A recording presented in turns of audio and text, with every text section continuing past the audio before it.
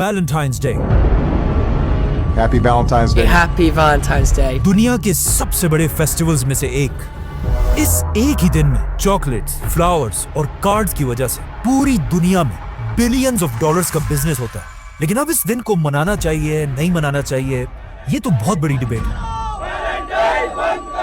लेकिन क्वेश्चन ये है कि ये दिन वैलेंटाइंस डे आखिर आया कहां से, और मोस्ट इंपॉर्टेंटली ये सारा पैसा बिलियंस ऑफ डॉलर्स किसकी जेब में जाता?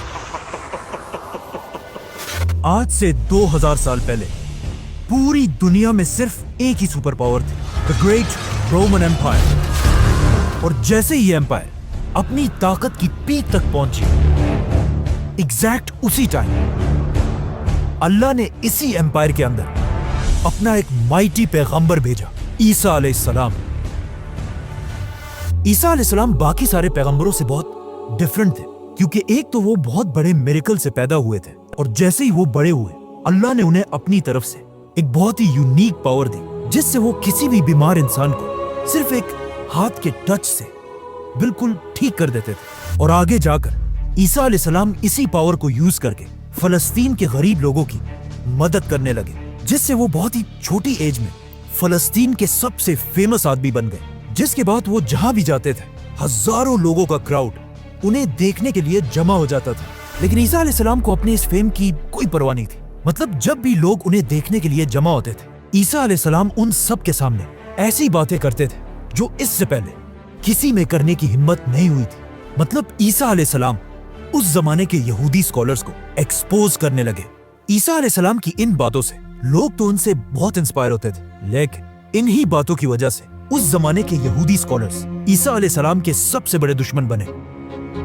जिसके बाद ये सारे यहूदी उलमा बैठकर ये सोचने लगे कि अब कैसे ईसा अलैहिस्सलाम से अपनी जान छुड़ाई जाए। लेकिन ईसा अलैहिस्सलाम इन सब चीजों से डरने वाले नहीं थे, बल्कि इतनी मुश्किल में भी उन्होंने एक बहुत ही खतरनाक फैसला किया कि अब वो फलस्तीन के छोटे मोटे शहरों के बजाय सीधा फलस्तीन के कैपिटल जेरूसलम की तरफ बढ़ेंगे और वहां जाकर यहूदियों के स्कॉलर्स को चैलेंज करेंगे।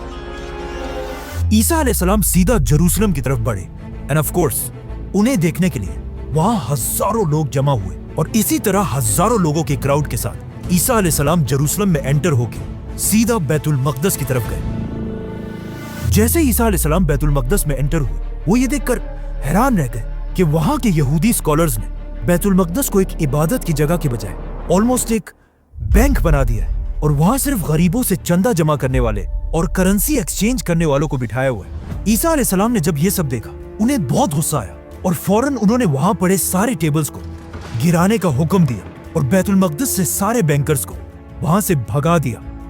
जब यहूदी स्कॉलर्स ने ये सब अपनी आंखों से देखा, तो उन्हें समझ आ गई कि अब हम इसे और बर्दाश्त नहीं कर सकते। तो अब ये यहूदी सुपर पावर रोमन एम्पायर के साथ मिलकर ईसा अलैहिस्सलाम को कत्ल करने की साजिश करने लगे। लेकिन बिल्कुल आखिरी टाइम पर अल्लाह ने ईसा अलैहिस्सलाम को बचा लिया, जिसके बाद यहूदियों का ख्याल था कि अब ईसा अलैहिस्सलाम की ये स्टोरी खत्म हो जाएगी और दुनिया उन्हें भूल जाएगी। लेकिन ईसा अलैहिस्सलाम के 11 फॉलोअर्स ने उनके रिलीजन को पूरी दुनिया में फैलाना शुरू किया। मतलब क्रिश्चियनिटी इतनी तेजी से फैलने लगी कि आहिस्ता आहिस्ता रोमन एम्पायर के बादशाह इस नए रिलीजन से डरने लगे, और उन्होंने सोचा कि अगर ऐसा ही चलता रहा तो बहुत जल्द क्रिश्चियनिटी हमारे पुराने रिलीजन को खत्म कर देगी।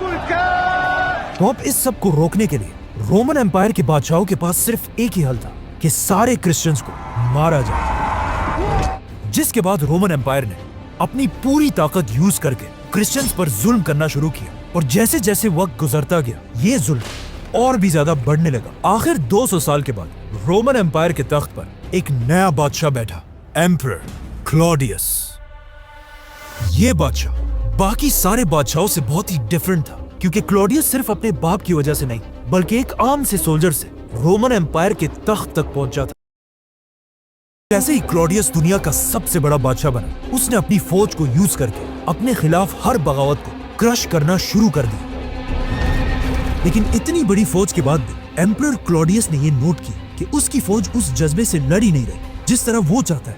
और जब क्लॉडियस ने पूछा कि ऐसा क्यों है, तो उसे बताया गया कि हमारी army, the great Roman army में ज्यादा सोल्जर्स बहुत ही यंग हैं, और जैसे ही इन यंग लड़कों की शादी होती है, उसके बाद इनमें लड़ने का जज्बा बिल्कुल खत्म हो जाता है। ये सुनकर क्लॉडियस ने कहा कि अच्छा तो ये बात है। जिसके बाद आज क्रिश्चियंस की कहानियों में कहा जाता है कि क्लॉडियस ने एक बहुत ही अजीब ऑर्डर दिया कि आज के बाद पूरी रोमन एम्पायर में कोई भी यंग सोल्जर शादी नहीं करेगा। शादियों पर बैन लगाने से रोमन आर्मी की स्पीड तो बढ़ गई, लेकिन यहाँ की आवाम अपने बादशाह से नफरत करने लगी, क्योंकि शादियों को बैन करने के बाद रोमन एम्पायर में बेहयाई और रेप के केसेस बहुत ही ज्यादा बढ़ गए।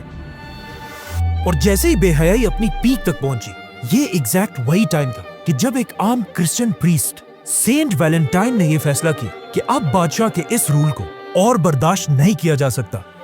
अब इससे आगे हिस्ट्री में तो कहीं नहीं लिखा, लेकिन क्रिश्चियन कहानियों में कहा जाता है कि सेंट वैलेंटाइन अपनी जान की परवाह किए बगैर रोमन बादशाह से छुप छुप कर यंग लोगों की शादियां कराने लगा।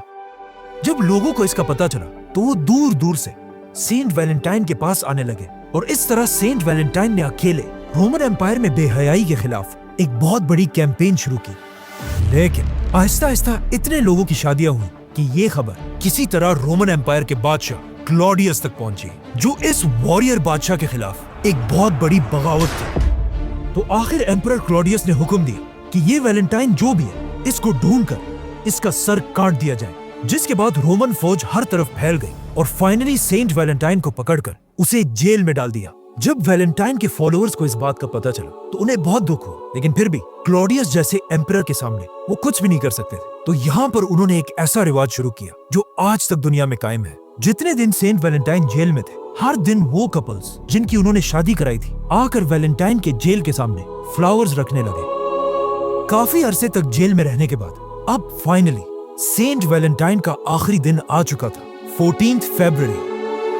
अपनी मौत से एक ही रात पहले वैलेंटाइन ने एक लड़की के नाम अपना आखिरी खत लिखा, और पूरा खत लिखने के बाद इस लेटर के बिल्कुल आखिर में उसने एक ऐसी बात कही जो आज तक दुनिया में बोली जाती है, फ्रॉम योर वैलेंटाइन। जिसके अगले ही दिन 14 फरवरी को बहुत ही बेरहमी से सेंट वैलेंटाइन को मार दिया गया, और यहां से दुनिया में एक नया फेस्टिवल बना 14 फरवरी। उस जमाने की रोमन एम्पायर में 14 फरवरी कोई आम दिन नहीं था। ये एक ऐसा दिन था जब रोमन एम्पायर के सारे लोग एक जगह जमा होकर अपने इस खुदा को खुश करने के लिए एक बहुत बड़ा फेस्टिवल मनाते थे, जो कोई आम फेस्टिवल नहीं, बल्कि इस फेस्टिवल में रोमन एम्पायर के लोग बेहयाई के सारे लिमिट्स क्रॉस कर देते थे और ऐसी ऐसी बेशर्मी की हरकतें करते थे जिन्हें यहाँ एक्सप्लेन करना भी बहुत मुश्किल है। तो अब रोमन एम्पायर में 14 फरवरी एक बहुत बड़ी कंफ्यूजन थी। एक तरफ क्रिश्चियंस वैलेंटाइन डे मनाते थे, जिसमें लोगों को बेहयाई छोड़कर शादियों की तरफ आने पर मोटिवेट किया जाता था, और दूसरी तरफ रोमन्स जो उसी दिन एक बहुत ही बेशर्म फेस्टिवल मनाते थे। तो अब एक ही दिन दो फेस्टिवल्स मनाना बहुत बड़ी कंफ्यूजन थी। आहिस्ता आहिस्ता वक्त के साथ साथ रोमन एम्पायर का पुराना रिलीजन खत्म हो गया और पूरे एम्पायर में सिर्फ एक ही रिलीजन रहा, क्रिश्चियनिटी। जिसके बाद क्रिश्चियन स्कॉलर्स ने मिलकर पुराने बेहयाई के फेस्टिवल को खत्म कर दिया और पूरी एम्पायर में लोग 14 फरवरी को शादियों को सेलिब्रेट करने वाला वैलेंटाइन्स डे मनाने लगे। आने वाले 1000 साल तक वैलेंटाइन बस एक छोटा सा फेस्टिवल था जिसे सिर्फ यूरोप के ही कुछ लोग जानते थे, लेकिन 1000 साल के बाद लंदन के एक आदमी ने वैलेंटाइन डे को पूरी दुनिया में मशहूर कर दिया, और इस आदमी का नाम था William Shakespeare. William Shakespeare, one of the greatest authors of all time. जिसे आज दुनिया का सबसे बड़ा राइटर और आर्टिस्ट माना जाता है। जब शेक्सपियर वैलेंटाइन डे को अपनी स्टोरीज में यूज करने लगा, इसके बाद पूरी दुनिया इस दिन के बारे में जानने लगी, जिसके बाद हिस्ट्री के बड़े बड़े नाम वैलेंटाइन्स डे को सेलिब्रेट करने लगे, जैसे कि नेपोलियन, क्वीन विक्टोरिया और Winston Churchill. We shall never surrender! लेकिन फिर भी वैलेंटाइन्स डे को अपना असल फेम शेक्सपियर के नॉवल से नहीं, बल्कि दुनिया की सबसे बड़ी जंगों वर्ल्ड वॉर से मिला, जिसमें करोड़ों लोग अपने फैमिलीज को छोड़कर जंग की तरफ जाने लगे, जो एक बहुत ही मुश्किल काम था, क्योंकि लाखों बाप अपने बच्चों से, हस्बैंड्स अपनी वाइफ से और बेटे अपनी माओ से जुदा हो गए। अब लोगों के इन सारे इमोशंस को अमेरिका के एक छोटा सा बिजनेसमैन बहुत गौर से देख रहा था, जिसकी एक छोटी सी प्रिंटिंग की दुकान थी, हॉलमार्क। और इसी दुकान से उसने दोबारा वैलेंटाइन डे के कॉन्सेप्ट को जिंदा करना शुरू किया और वैलेंटाइन्स डे के लाखों कार्ड्स प्रिंट करके उन्हें अमेरिका के हर घर तक पहुंचाया। मतलब वर्ल्ड वॉर में वैलेंटाइन के इतने कार्ड्स छप चुके थे कि लोग सिर्फ अपनी फैमिलीज को नहीं, बल्कि दुश्मनों को भी यही कार्ड्स भेजते थे, जो ऊपर से तो वैलेंटाइन के कार्ड्स थे, लेकिन उनके अंदर सिर्फ गालियां ही होती थी। जैसे ही जंग खत्म हुई, हॉलमार्क सिर्फ छोटे से दुकान से दुनिया की सबसे बड़ी कंपनीज में से बनी। लेकिन वर्ल्ड वॉर के बाद हॉलमार्क ने देखा कि लोग आहिस्ता आहिस्ता वैलेंटाइन मनाना भूल रहे हैं, जिसकी वजह से उनका बिजनेस बहुत तेजी से नीचे गिरने लगा। तो यहाँ से उन्होंने अपनी पूरी स्ट्रेटेजी को बदल दिया और एक बहुत ही खतरनाक नया प्लान बनाया, जिसे आज तक दुनिया में यूज किया जाता है, जिसमें हॉलमार्क न्यूज़पेपर, रेडियो और टीवी में सीधा औरतों को टारगेट करने लगा। Mary, what's the matter? और उन्हें ऐसा फील कराने लगा कि अगर किसी औरत को It's the little things, John. Valentine's पर गिफ्ट ना मिले, उसकी कोई औकात ही नहीं। You forgot to get me a Hallmark Valentine card. And it worked. And only a Hallmark card. लोग एक बार फिर पहले से भी ज्यादा वैलेंटाइन्स को सेलिब्रेट करने लगे और हॉलमार्क दोबारा पैसा बनाने लगा। ये देखकर बाकी कंपनीज ने भी पैसा बनाने के लिए हॉलमार्क को फॉलो किया। फॉर एग्जाम्पल कैडबरी, जिसने पहली बार हार्ट शेप चॉकलेट्स बनाए और ऐसी कैंपेन चलाई कि अब वैलेंटाइन्स पर कार्ड के साथ साथ चॉकलेट्स देना भी लाजमी है। जिसके बाद गोल्ड, डायमंड और फ्लावर कंपनीज भी वैलेंटाइन्स डे को यूज करने लगे और आज भी उसी स्ट्रेटेजी को सबसे ज्यादा सोशल मीडिया कंपनीज यूज करती है, जिससे वैलेंटाइन एक बहुत बड़ा फेस्टिवल तो बन चुका है। लेकिन ये बड़ी बड़ी कंपनीज वैलेंटाइन्स के दिन लोगों पर इतना प्रेशर क्रिएट करती हैं कि कुछ लोग इसे बर्दाश्त ही नहीं कर पाते। Valentine's Day tragedy, the profile of an accused school shooter.